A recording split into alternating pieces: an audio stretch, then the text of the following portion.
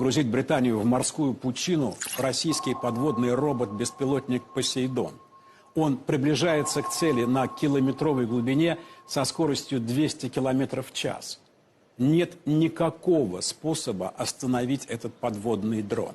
Боеголовка на нем мощностью до 100 мегатонн.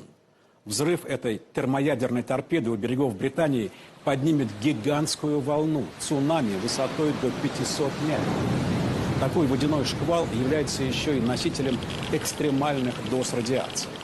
Пройдя над Британскими островами, он превратит то, что от них, может быть, еще и останется, в радиоактивную пустыню, надолго непригодную хоть для чего-то.